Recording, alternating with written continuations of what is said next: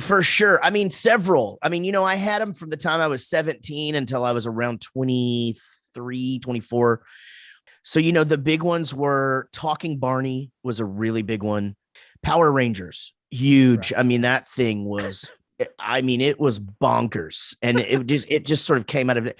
Pogs. I don't know if you guys had Yeah, yeah, those over yeah. there.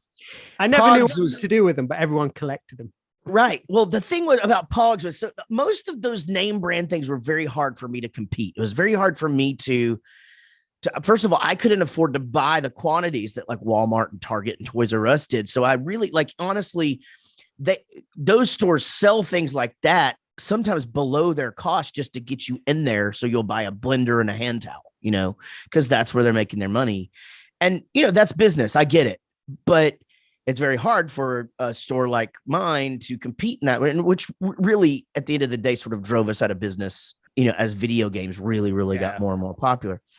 But Pogs was something that that was our niche because those stores couldn't do that. You couldn't just have these little cardboard circles out and just let people dig through them and stuff. So I went and got 3 11-foot horse troughs and filled these things. It went the whole length of our store. And it was a real long store. And I just filled it up, and most of them were the really cheap ones, but then I'd pour really, really good ones in there and collectibles and foils.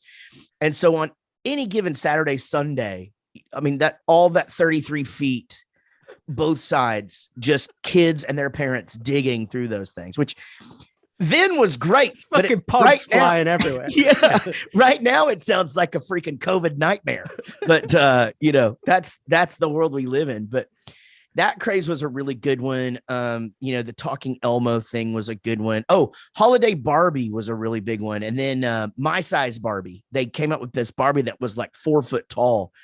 That one was a huge. So, and Ninja Turtles were another craze that happened during my run. So quite a few, actually. Yeah. It seemed like every year there was something. I think the first one was Baby Alive. I think that's like when I was still a kid and we were, I wasn't doing it. We just had the one store or whatever. And really we were just kind of selling. And so we were really just selling bikes and skateboards. So what we would do is we would go to other stores and find these things and then mark them up, $2 and then just resell them.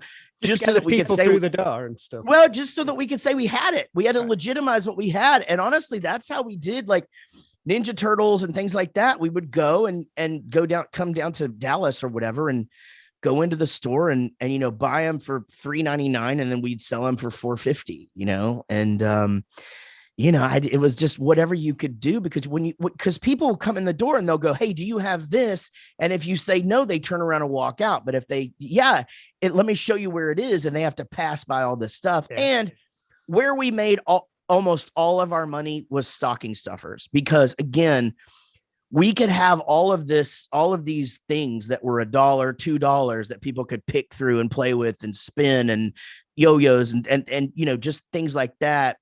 Noisemaker, switchblade combs, things where those big retailers can't have that stuff out because people will just steal it. Yeah.